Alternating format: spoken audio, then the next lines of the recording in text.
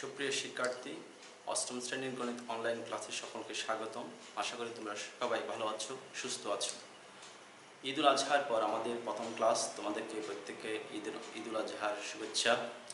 আমরা আজকে নতুন একটি অধ্যায় নিয়ে আলোচনা করব, যেটা হচ্ছে বৃত্ত সংক্রান্ত অধ্যায়। গণিত তোমাদের অষ্টম শ্রেণীর বৃত্ত সংক্রান্ত অধ্যায়, দশম অধ্যায় আছে। আমরা প্রথমে বৃত্ত জিনিসটা কি? বৃত্ত জিনিসটা কি দেখো। বৃত্ত হলো এমন একটা জিনিস, দেখো, একটা নির্দিষ্ট বিন্দুকে কেন্দ্র করে সমদূরত্ব বজায় রেখে যে বক্রপথ অতিক্রম করে তাকে বৃত্ত বলে। আমি আবার বলছি, দেখো, একটা নির্দিষ্ট বিন্দুকে কেন্দ্র করে সমদূরত্ব বজায় রেখে যে বক্রপথ অতিক্রম করে বা যে আবদ্ধ বক্ররেখা আঁকা হয় তাকেই বলা হয় বৃত্ত। বৃত্তের মধ্যে একটা বৃত্তকে যদি আমরা কি করি, বৃত্তের সম্পূর্ণ দৈর্ঘ্যকে কি বলা হয়? পরিধি। বৃত্তের সম্পূর্ণ দৈর্ঘ্যকে বলা হয় পরিধি। প্রথম আমরা কি পাইলাম? বৃত্তের সংজ্ঞা। এগুলো কিন্তু তোমরা বৃত্তের সংজ্ঞা, বৃত্তের সংজ্ঞাটা কি দেখো, একটি নির্দিষ্ট বিন্দুকে কেন্দ্র করে, এটা তোমাদের জন্য লিখে, একটি নির্দিষ্ট বিন্দুকে কেন্দ্র করে সমদূরত্ব বজায় রেখে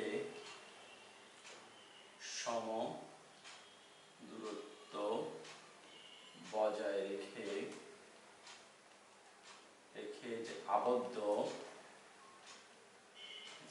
আবদ্ধ বক্রপথ অতিক্রম করে,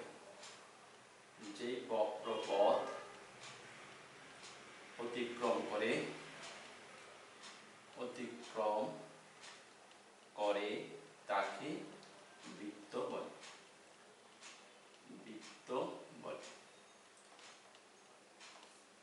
পরিধি কাকে বলে? বৃত্তের সম্পূর্ণ দৈর্ঘ্যটাকে পরিধি বলা হয়। এরপর তোমরা কি শিখবা? পরিধি কি? বৃত্তের সম্পূর্ণ দৈর্ঘ্যকে পরিধি বলা হয়। বৃত্তের সম্পূর্ণ দৈর্ঘ্যকে পরিধি বলা হয়। এরপর যা কি? পরিধির যে কোনো দুই বিন্দুর সংযোগ রেখাকে বলা হয় যা। বৃত্তের পরিধি, আমরা কি সম্পূর্ণ দৈর্ঘ্যটাকে কি পাচ্ছি? পরিধির যে কোনো দুই বিন্দুর সংযোগ রেখাকে বলা হচ্ছে কি? যা বলা হয়। যেমন এখানে আমি যদি বলি এটা এটা হচ্ছে একটা যা। আবার বলছি যা এর সংজ্ঞাটা, বৃত্তের যে কোনো দুই বিন্দুর সংযোগ রেখাকে বলা হচ্ছে যে। এটা হচ্ছে কি? যে। বৃত্তের যে কোনো দুই বিন্দুর সংযোগ রেখাকে কি বলা হয়? যে বলা হয়। আর যে যাটা কেন্দ্রগামী হয় সেটা কি বলা হচ্ছে? ব্যাস। তাহলে বৃত্তের কেন্দ্রগামী যাকে কি বলা হয়? ব্যাস বলা হয়। তাহলে ব্যাস কাকে বলে? কেন্দ্রগামী যাকে, কেন্দ্রগামী যেটা কেন্দ্র দিয়ে যাবে, কেন্দ্রগামী যাকে কি বলা হয়? ব্যাস বলে। তাহলে ব্যাসার্ধ কি? কেন্দ্র থেকে পরিধি পর্যন্ত দূরত্বকে, এটা হচ্ছে কি? এটা হচ্ছে ব্যাসার্ধ। কেন্দ্র থেকে পরিধি পর্যন্ত দূরত্বকে আমরা বলতে পারি এই সিডিটা কি? একটা ব্যাস। সিডিটা হচ্ছে একটা ব্যাস। আর আমরা যদি ওডি ধরি, ওডিটা হচ্ছে একটা কি? কেন্দ্র থেকে পরিধি। তাহলে ব্যাসার্ধটা কি? ব্যাসার্ধ হচ্ছে কেন্দ্র থেকে পরিধি পর্যন্ত দূরত্বকে, পরিধির দূরত্বকে কি বলা হচ্ছে? আমরা ব্যাসার্ধ। আর ব্যাসকে আমরা ডি দ্বারা প্রকাশ করতে পারি, আর ব্যাসার্ধকে প্রকাশ করা হয় আর দ্বারা। তাহলে ব্যাসকে কি দ্বারা প্রকাশ করা হয়? ডি দ্বারা। ব্যাস কাকে বলে? বৃত্তের কেন্দ্রগামী যাকে বলা হচ্ছে কি? ব্যাস। আর ব্যাসার্ধ কি? কেন্দ্র থেকে পরিধি পর্যন্ত দূরত্বকে কি বলা হয়? ব্যাসার্ধ। কেন্দ্র থেকে পরিধি পর্যন্ত দূরত্বকে বলা হয় ব্যাসার্ধ। একটা বৃত্তকে কয়টা অংশে ভাগ করতে পারে? একটা যা একটা বৃত্তকে কয়টা অংশে ভাগ করতে পারে? দুইটা অংশে ভাগ করতে পারে। এটা উপরে, এটা নিচের অংশ, দুইটা অংশে ভাগ করতে পারে। যেমন একটা রেখা একটা বৃত্তর কয়টা, একটা প্রশ্ন আসতে পারে, একটি রেখা বৃত্তকে কয়টি বিন্দুতে স্পর্শ করতে পারে? দুইটি বিন্দু। একটি রেখা একটা বৃত্তকে কয়টি বিন্দু স্পর্শ করে? এখানে একটা বিন্দুতে স্পর্শ করছে, এই জায়গায় একটা আছে। একটি রেখা একটা বৃত্তকে কয়টি বিন্দুতে স্পর্শ করতে? দুইটা বিন্দুতে স্পর্শ করতে পারে। তোমাদের যে বহু নির্বাচনী প্রশ্নগুলো আছে আমি সেগুলো নিয়ে আজকে আলাপ করছি। তোমরা এগুলো একটু মনোযোগ দিয়ে দেখলে, অথবা তোমরা একটু টেনে টেনে দেখতে পারো, দেখলে তোমাদের জিনিসগুলো হয়তো তোমাদের মুখস্থ হয়ে যাবে। তাহলে একটি রেখা একটা বৃত্তকে কয়টি বিন্দু স্পর্শ করতে পারে? দুইটি বিন্দুকে স্পর্শ করতে পারে। তবে একটা বৃত্তকে কয়টা অংশে ভাগ করতে পারে? দুইটা অংশে ভাগ করতে পারে। ঠিক আছে? তাহলে আমরা ব্যাসকে কি দ্বারা প্রকাশ করতে পারি? ডি দ্বারা প্রকাশ করতে পারি। ব্যাসার্ধকে আমরা কি দ্বারা প্রকাশ করতে পারি? আর দ্বারা প্রকাশ করতে পারি। ঠিক আছে? এবার দেখো,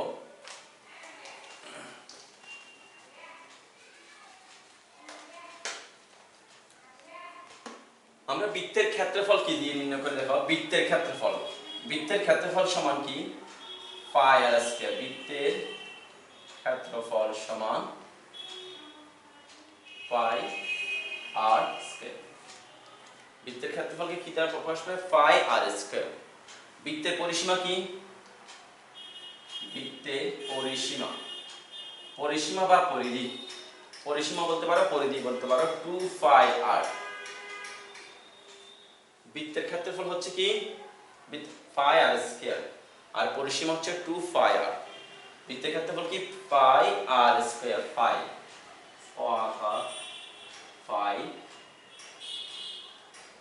এটাকে পাই বলা হয়, এটার নাম পাই আর স্কয়ার। পাই আর স্কয়ার, আর পরিসীমা 2 পাই আর। এখন বৃত্তের পরিধি ও ব্যাসের অনুপাত কত?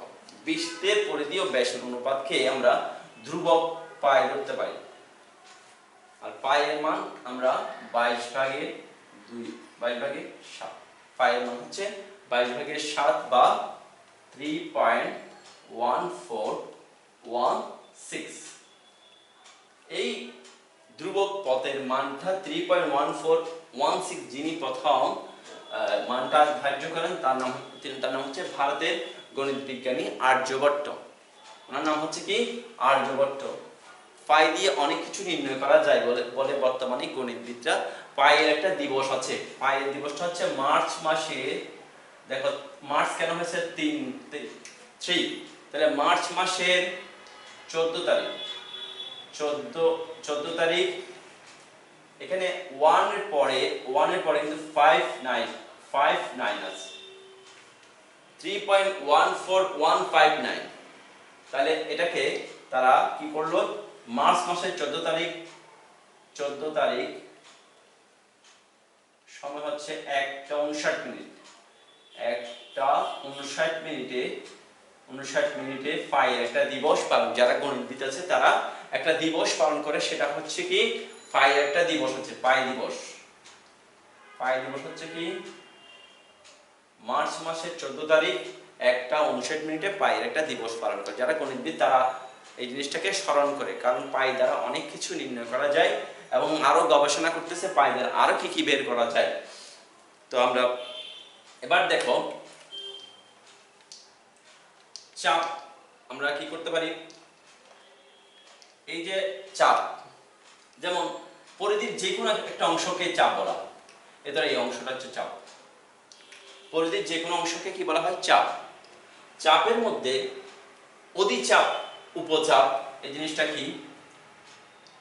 যখন অর্ধবৃত্তের চেয়ে চাপের পরিমাণটা বেশি হয় তখন সেটাকে বলা হচ্ছে অধিচাপ।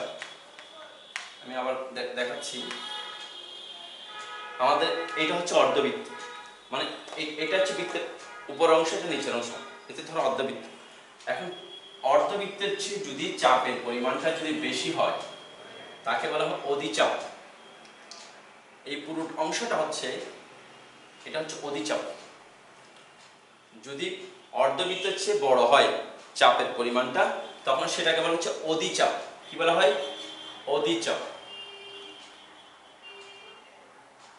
আর যদি ছোট হয়, অর্ধবৃত্তের চেয়ে যদি ছোট হয় তাকে বলা হচ্ছে উপচাপ। তাকে কি বলা হয়? উপচাপ।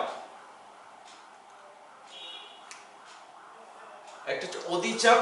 অধিচাপ কি হয়? অধিচাপটা হচ্ছে অর্ধবৃত্তের চেয়ে বড়। বড় হলে কি হবে? অধিচাপ। অর্ধবৃত্তের চেয়ে ছোট হলে কি হবে? উপচাপ।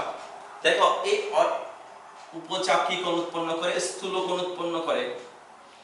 উপচাপ পরবর্তী প্রশ্নে আসতে পারে, উপচাপ কি কোণ কেন্দ্রে, বৃত্তের কেন্দ্রে কি উৎপন্ন করে? স্থূল কোণ। উপচাপ কি কোণ উৎপন্ন করে? স্থূল কোণ। স্থূল, তোমরা এগুলো লিখে রাখতে পারো, স্থূল কোণ। তোমরা এগুলো খাতার মধ্যে ঢুকে রাখবা। তাহলে উপচাপ কি কোণ উৎপন্ন করে? স্থূল কোণ উৎপন্ন করে। অধিচাপ কি কোণ উৎপন্ন করে? অধিচাপটা দেখো এটা ছোট হয়ে যাচ্ছে, এটা কোণটা এটার চেয়ে এটা কোণটা ছোট না? তাহলে অধিচাপ কি কোণ উৎপন্ন করে? সূক্ষ্ম কোণ উৎপন্ন করে। অধিচাপ সূক্ষ্ম কোণ উৎপন্ন করে। তাহলে উপচাপ কি কোণ উৎপন্ন করে? স্থূল কোণ উৎপন্ন করে, মানে 90 ডিগ্রি থেকে বড়। উপচাপ কি কোণ উৎপন্ন করে? স্থূল কোণ, যেটা 90 ডিগ্রির চেয়ে বড়। আর অধিচাপ কি কোণ উৎপন্ন করে? সূক্ষ্ম কোণ উৎপন্ন, 90 ডিগ্রি থেকে ছোট। এই কোণের পরিমাণ কি হবে? 90 ডিগ্রি থেকে ছোট। তাহলে অর্ধবৃত্ত কি কোণ উৎপন্ন করে? লিখতে পার, অর্ধবৃত্ত সমকোণ উৎপন্ন করে। অর্ধবৃত্তস্থ, অর্ধবৃত্ত কি কোণ উৎপন্ন করে? অর্ধবৃত্ত বৃত্তে সমকোণ উৎপন্ন করে। সমকোণ উৎপন্ন করে। তাহলে অর্ধবৃত্তস্থ, এটাকে অর্ধবৃত্তস্থ কোণ কি হয়? সমকোণ। অর্ধবৃত্ত বৃত্তের সমকোণ উৎপন্ন করে। বৃত্তে কি কোণ উৎপন্ন? সমকোণ উৎপন্ন করে। তাহলে আমাদের এখানে 3টা নৈর্ব্যক্তিক প্রশ্ন আছে। কি রকম দেখো, উপচাপ স্থূল কোণ উৎপন্ন করে, অধিচাপ সূক্ষ্ম কোণ উৎপন্ন করে, অর্ধবৃত্ত সমকোণ উৎপন্ন করে। এই 3টা খুবই নৈর্ব্যক্তিকের মধ্যে খুবই গুরুত্বপূর্ণ প্রশ্ন, যেটা কোনো সময় আসে। তোমরা এই প্রশ্নগুলো কিন্তু তোমাদের একটু মাইন্ডের মধ্যে টুকে রাখলে যে কোনো মুহূর্তে আসলে তোমরা এটা আনসার করতে পারো। যেমন উপচাপ কি কোণ উৎপন্ন করে? স্থূল কোণ উৎপন্ন করে। অধিচাপ কি কোণ উৎপন্ন করে? সূক্ষ্ম কোণ উৎপন্ন করে। অর্ধবৃত্ত কি কোণ উৎপন্ন করে? সমকোণ উৎপন্ন করে। ঠিক আছে, এবার আমরা যাব, ধরো আমরা কিছুক্ষণ আগে কি লিখছি? বৃত্তের ক্ষেত্রফল সমান কি লিখছি? বৃত্তের ক্ষেত্রফল সমান পাই আর স্কয়ার। পাই আর স্কয়ার। আর বৃত্তের পরিসীমা সমান কি বলছি? বৃত্তের পরিসীমা সমান পরিসীমা। এই দুইটা দিয়ে তোমাদের অনেকগুলো নৈর্ব্যক্তিক প্রশ্ন আসতে পারে। যেমন আমি দুটো প্রশ্ন লিখছি, 10 সেন্টিমিটার ব্যাসের পরিধি কত? ব্যাস যদি 10 সেন্টিমিটার হয়, ব্যাসকে আমরা কি দ্বারা প্রকাশ করি? ব্যাসকে আমরা ডি দ্বারা প্রকাশ করি। আর ব্যাস, আচ্ছা ব্যাসটা কি? ব্যাসার্ধের দ্বিগুণ। ব্যাসটা হচ্ছে 2r। ব্যাস সমান কি? 2r, মানে ব্যাসার্ধের দ্বিগুণ। ব্যাসটা হচ্ছে ব্যাসার্ধের দ্বিগুণ। ব্যাসটা কি? ব্যাসার্ধের দ্বিগুণ। ব্যাসটা কি? ব্যাসার্ধের দ্বিগুণ।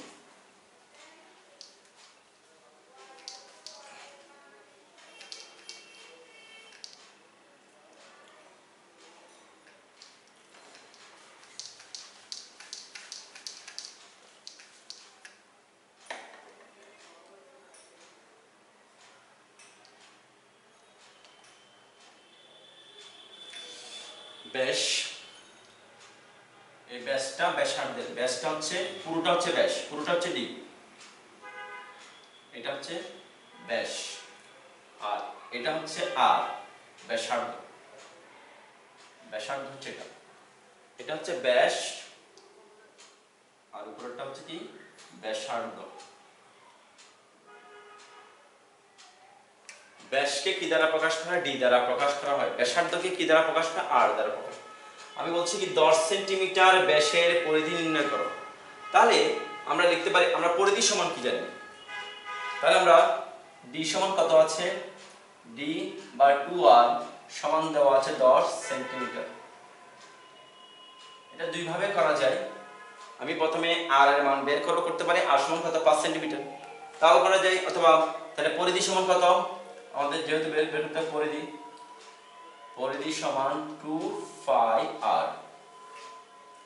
এখন যেহেতু আমি বলছি d সমান 2r, তাহলে 2r সমান কত হয় 10, ফাই এর মান কত 3.1416, তাহলে কত হয়, যেহেতু 10 দিয়ে কোনো কিছু গুণ করলে কত 331.416, কেমন, যেহেতু 10 দিয়ে গুণ করছি সেজন্য 3 এই দশমিকটা একবার পরে চলে যাবে, মানে 31 দশমিক এত সেন্টিমিটার,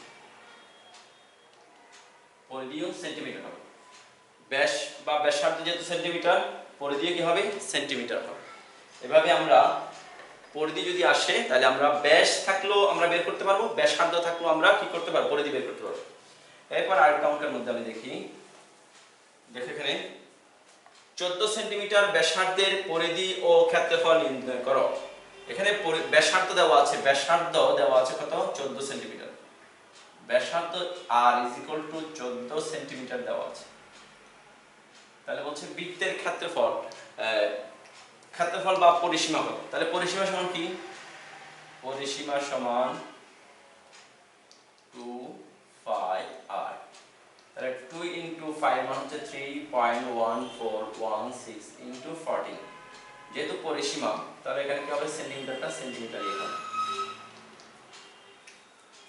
এখন আমরা গুণ করতে পারি 2 * 3.1416 * 14, আমরা গুণ করতে পারি, যেহেতু 2 আর 14 গুণ করলে কত হয় 28, 28 * 3.1416 গুণ করলে কত হয় 87.9648 সেন্টিমিটার।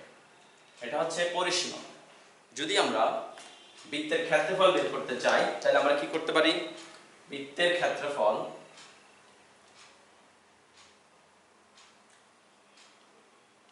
আমাদের ব্যাসার্ধ কিন্তু দেওয়া আছে, r দেওয়া আছে, ক্ষেত্রফল পাই r স্কয়ার। আমরা পাই এর মান এখানে বলা আছে কত, পাই এর মান আমাদের 3.1416, এটা এর মানটা তোমাদের মনে থাকতে হবে, 3.1416 * 14 স্কয়ার। যেহেতু ক্ষেত্রফল তাহলে বর্গ সেন্টিমিটার হবে, সেন্টিমিটার কি হবে বর্গ সেন্টিমিটার।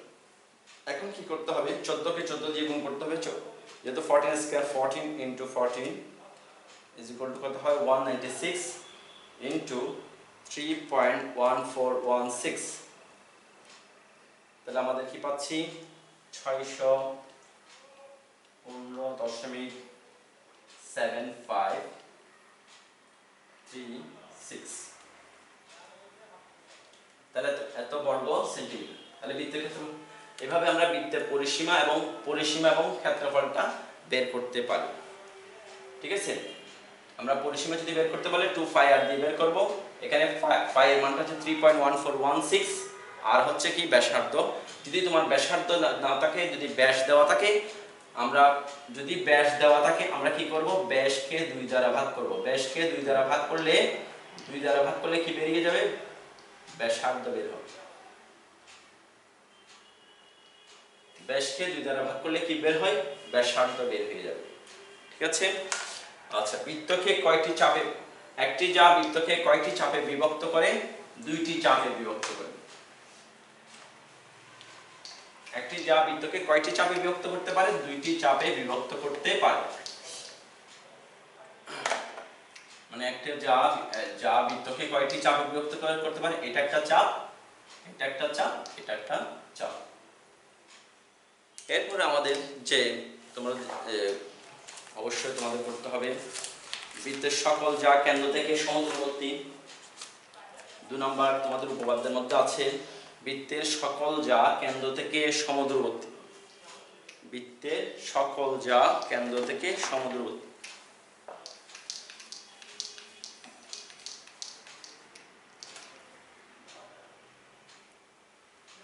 বৃত্তের সকল যা কেন্দ্র থেকে সমদূরবর্তী। সকল যা সমান যা, যদি যাটা যদি সমান হয়, এখানে বলা আছে কি যা যদি দুইটা সমান হয়, যেমন এখানে AB আর CD সমান। খেয়াল করো, AB আর CD যদি সমান হয় এই জাটা এবং এই জাটা যদি সমান হয় তাহলে কেন্দ্র থেকে এই যে আমরা কেন্দ্র থেকে যে জাটা আঁকলাম সেই জাটার দূরত্বটা সমান হবে। তাহলে প্রমাণ করতে হবে কি এখানে এটা যদি লম্ব হয়, এটাকে যদি আমরা ই ধরি, এখানে যদি ও হয় 2e, এখানে 2f, এবং এই যে এটা আর এটা আমাদের সমান প্রমাণ করতে হবে। মানে AB আর কি CD আমাদের কি আছে, সমান দেওয়া আছে। যেহেতু AB আর CD সমান, তাহলে আমাদের প্রমাণ করতে হবে 2e সমান 2f। এই প্রমাণ করার জন্য আমাদের অঙ্কন করতে হবে OA এবং OC কি করতে হবে, যোগ করতে হবে। O এবং OC কি করতে হবে, যোগ করতে হবে। প্রশ্ন দেখো, উপপাদ্য 2 এর মধ্যে আমাদের দেওয়া আছে সমদূরবর্তী যা দুটো সমান হলে কেন্দ্র থেকে তাদের দূরত্ব সমান, মানে সমান সমান যা কেন্দ্র থেকে সমদূরবর্তী।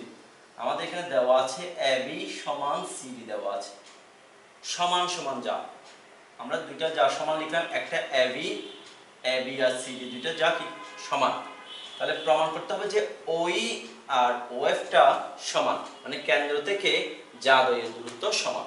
অঙ্কন, তার জন্য অঙ্কন কি করতে হবে, OA এবং OC যোগ করি। OA এবং অঙ্কনের মধ্যে কি করতে হবে, OA এবং OC যোগ করি। OC যোগ করি। প্রমাণের মধ্যে দেখো আমাদের ওইটা কার উপর লম্ব, প্রমাণের মধ্যে ওইটা লম্ব হচ্ছে লম্ব AB এর উপর। ওইটা কার উপর, AB লম্ব। লম্ব হলে দেখো AE সমান BE, কারণ কেন্দ্র থেকে যায়ের উপর অঙ্কিত লম্ব ওই যাকে কি করে, সমদ্বিখণ্ডিত করে। এটা তোমরা লিখে ফেলতে পারো, কেন্দ্র থেকে যায়ের উপর অঙ্কিত লম্ব, এখানে কেন্দ্র থেকে যায়ের উপর অঙ্কিত লম্ব ওই যাকে কি করে, সমদ্বিখণ্ডিত করে। এজন্য AE এবং BE টা সমান। তদ্রূপ ভাবে আমরা OF টা কি লিখতে পারি, OF টা কার উপর লম্ব, CD এর উপর লম্ব। যেহেতু OF টা CD এর উপর লম্ব, তাও এটাকে কি করবে, CD কে সমান দুই ভাগে ভাগ করবে, তাহলে CF সমান আমরা কি লিখতে পারি, DF। CF সমান DF। যেহেতু AB আর CD সমান, যেহেতু কি সমান, যেহেতু AB এবং CD সমান, তাহলে হাফ AB সমান কি হবে, হাফ AB সমান হাফ CD। আর হাফ AB সমান আমরা কি লিখতে পারি, হাফ AB সমান আমরা লিখতে পারি A। আবার হাফ CD সমান আমরা কি লিখতে পারি, CF লিখতে পারি।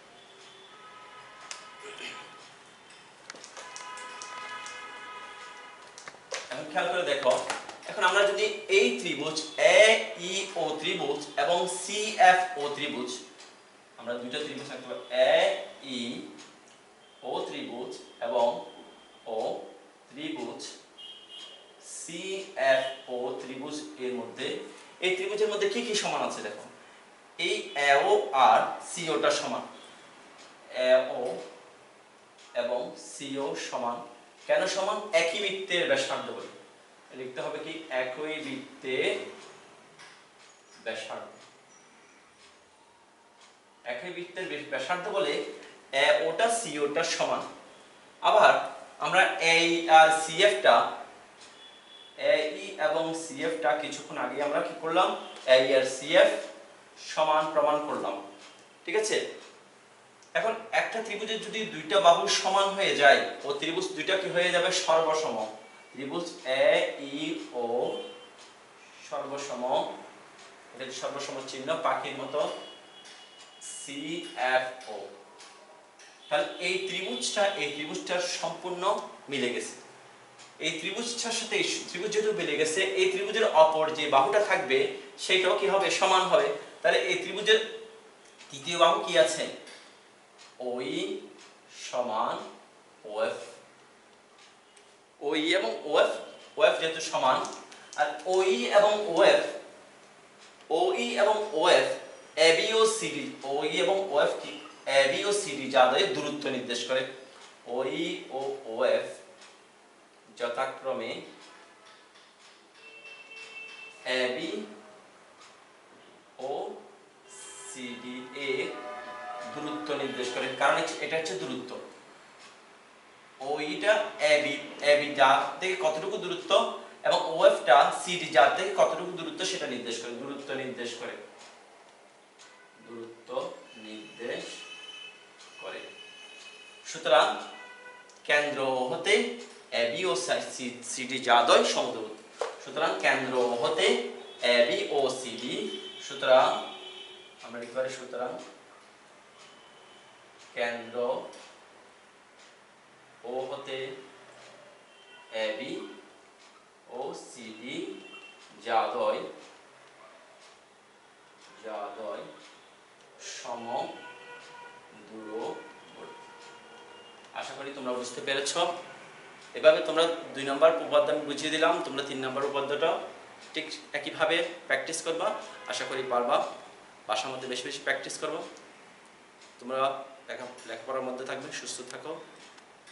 আল্লাহ হাফিজ।